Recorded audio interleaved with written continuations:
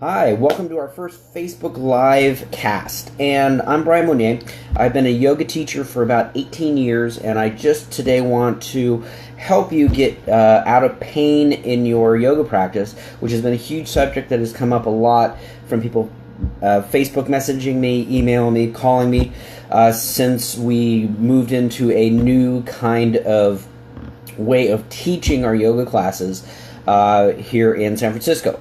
Now, do me a big favor, give me some likes, hearts. The more that you like and you heart this, we are going to be able to get more views and help more people, and hopefully that we can keep this going every Friday and help you really improve your yoga practice and get out of pain as much as possible.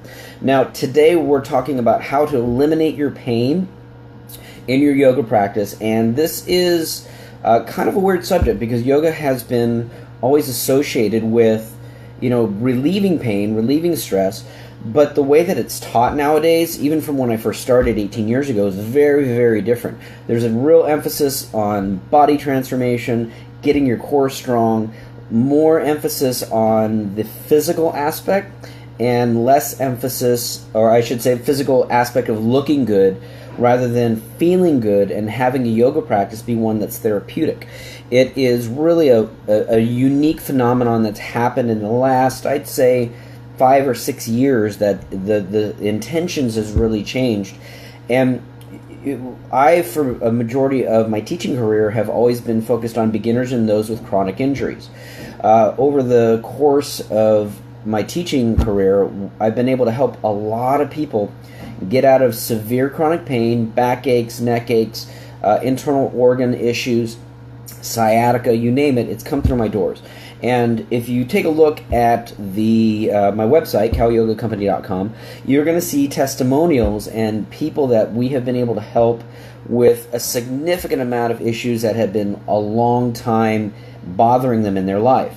You'll hear chronic pain relief, stress relief, medication reduction, weight loss, and that's because the way that I try to teach and use our yoga practice is to really heal yourself from the inside out. And when you're doing your yoga practice, you really need to be able to start from the inside out rather than the outside in, because change begins, real transformation begins from your internals rather than your externals. So the first way that you're going to eliminate pain from your practice is, number one, look at your eating and your lifestyle choices.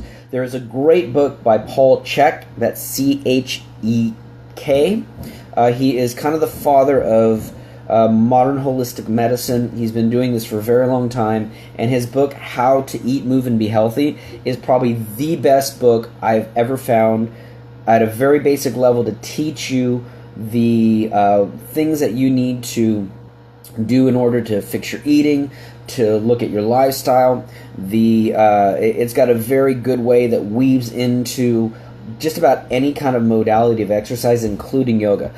So if you are having chronic pain, especially joint pain, more than likely there is something in your lifestyle or nutrition that's actually the real cause of why you're having it, especially chronic pain.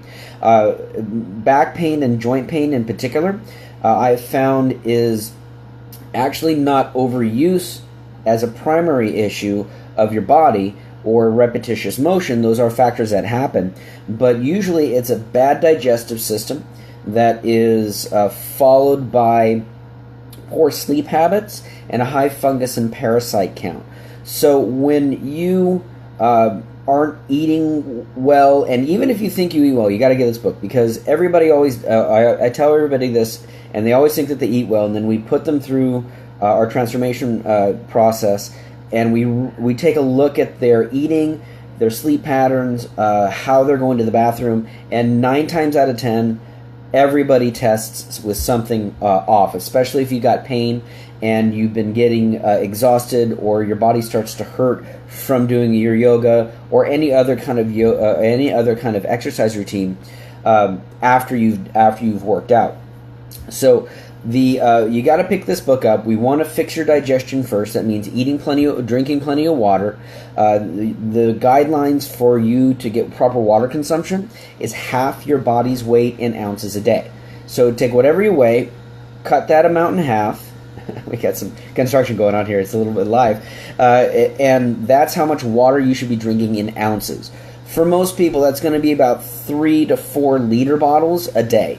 And if possible, make sure that you drink filtered water or cleaned water. If you do drink water out of a faucet, no big deal. Just please try to filter it, because you can't control what is in the pipes. You can't control how old the building is, and all those metals and stuff and all the junk that's in the pipes do get into your water if you don't filter it somehow. Now, once you've kind of cleaned up your diet, you're digesting well, your joints will slowly begin to feel better, and you will be able to perform at a much better, higher level, because your hormonal system isn't being overloaded by all the factors that are making you get limited results from your yoga practice. Now, this is super important. This is actually one of the biggest things that teachers don't really teach anymore as a basic skill when you do a yoga practice. There is a synergy between your internal organs and your external body. If the internal is bad, the external is going to always be bad. And you can't fix the external until you fix the internal. So eating organic whole foods, putting away the processed foods, not having anything out of a package, avoiding basically anything man-made. Now, that doesn't mean you have to necessarily go paleo. That just means that you should try to eat really natural food sources that come out of the ground and are as broken down as little by man as possible. The gluten intolerance that a lot of people talk about, it's actually not gluten intolerance for most people that I've found. It is actually a poor digestive system that has been overrun with a lifetime of bad eating habits, improper sleep, kind of all the stuff that we've already been talking about. So make sure that you pick up the book. It's Paul Chek's How to Eat, Move, and Be Healthy.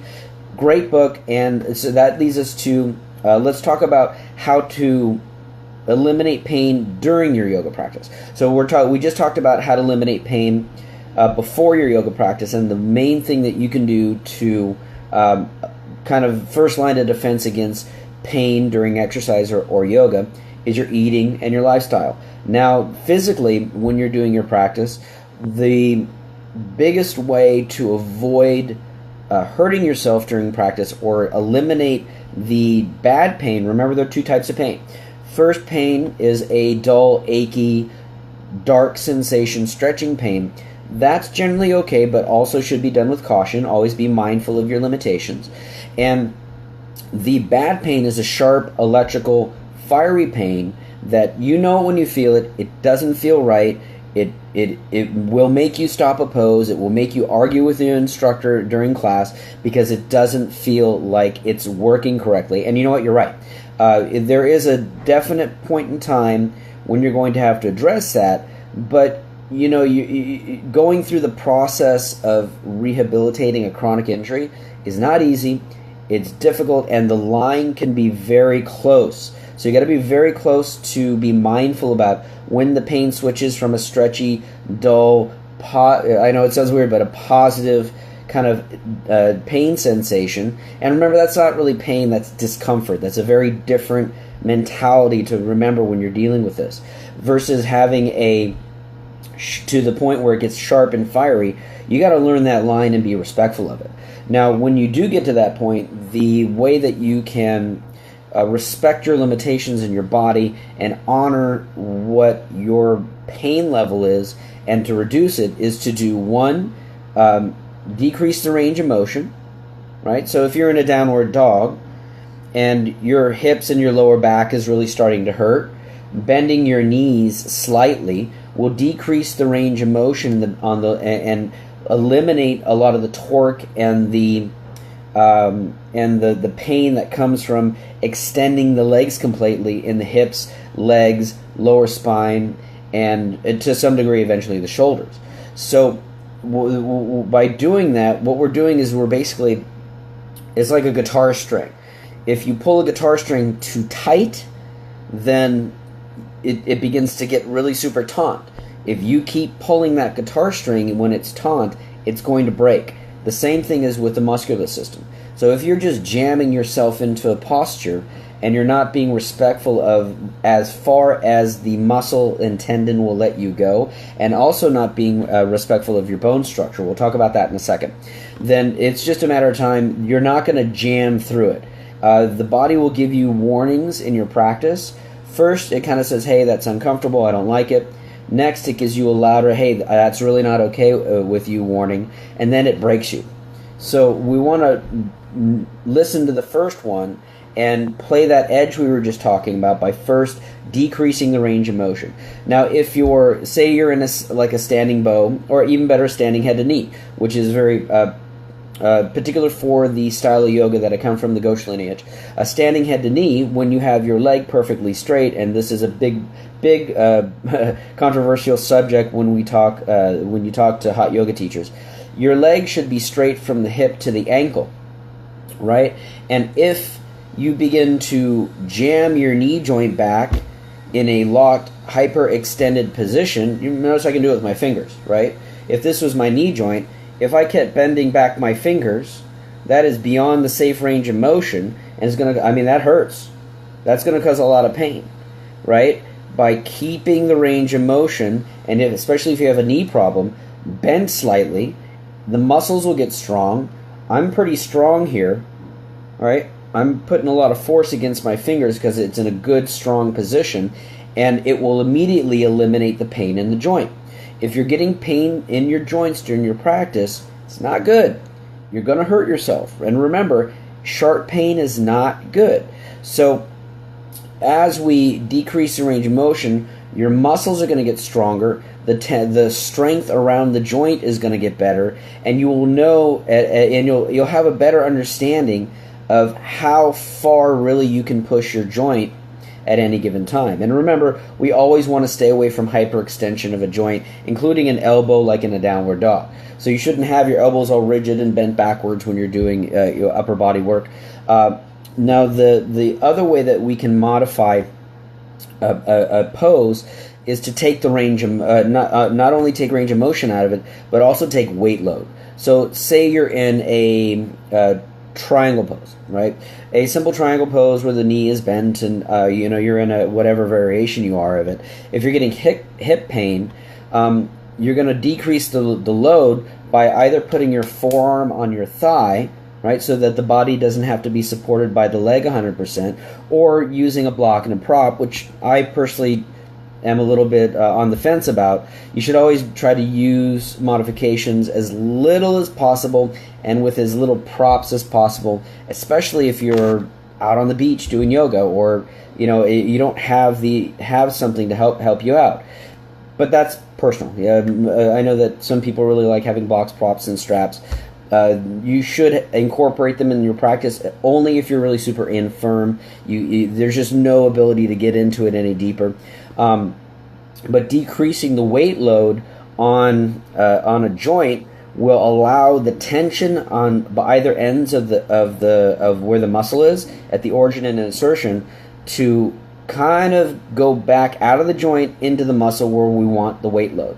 So if you're doing a posture and you don't feel muscle contraction, you don't feel the weight of your body being placed in the long areas, then that's an indication that either you're too far in the pose or that your alignment is off, and you are more than likely going to end up hurting yourself. So take the weight load and the range of motion out, experiment with that, and that's going to dramatically increase your performance and will actually make you flexible and stronger faster, because you're not putting a lot of over demands on your body, and the body can kind of respond in a much more positive way with the nervous system. So the last way that you can really help eliminate your pain from your practice is not overtraining. It is, of course, good to have a daily practice if you can. However, the way that people practice nowadays is a little extreme, and especially when you get over 40, you really should put in 2 solid days of rest back to back. Now, what I mean about rest is No long hikes on days that you don't do practice. You're not going to go on anything super physical for the day. You want to really just let your body recoup, take a day to relax, do some chores, watch some Netflix, just get some relaxation and go sit on a beach, and make sure that you get the healing that the body needs. And the body, the muscular structure, nervous system, they need about 72 hours back to back in order to get the real regenerative powers that you need in order to heal the muscles from the stretching. Remember, when you're stretching, or if you're lifting weight, which technically you do when you're doing standing postures, handstands, inversions, anything that requires resistance gravity from the ground up, you're tearing muscle fibers. And those muscle fibers need time to really knit together and regenerate. Otherwise, they start to break the ends down, and you start getting joint problems, you start getting tendon problems, you start getting chronic pain problems. And, it's super popular for everybody to do a yoga class, then go to a CrossFit, then do a boot camp class, because we're very active individuals, especially here in the city. And I get that, but the mechanics of the science of the body is still the same. Whatever modality you're doing, whether it's yoga, boot camp, TRX, bar method, you need regeneration time. And that comes from rest periods and sleep. If you aren't getting a good solid 8 hours of sleep to 10 hours, especially over 40, then you are not getting the proper regeneration you need to heal. And these are just really simple things that not enough people do. And I see people coming into my sessions, especially new people, that they've lived this lifestyle of kind of excess, not necessarily from alcohol or eating, but overtraining, simple overtraining. Not even in work, they don't take vacations. They work 7 days a week. They work out 7 days a week. It's just an overload. Give yourself the time to heal. It's okay to take a day off. It's okay to relax a little bit, because you have to have the yin and the yang, right? You can't do hard stuff without incorporating soft. It's two sides of the same circle, and without one, you're just incomplete. So I hope that this has helped you today, and we're going to be doing this pretty regularly every week, probably on Fridays. I will be doing a live cast to help you get better at your yoga. And don't forget that I've got a 12-week to transformation program going, and we have about 9 spaces left of the 15 that we have available for the end of the year. I would love to help you. Go to my website, calyogacompany.com, and we will try to get you in and help you with getting body transformation, getting out of your pain, and living a better life. Please like, share this video, and I will see you next week. Thank you so much for watching.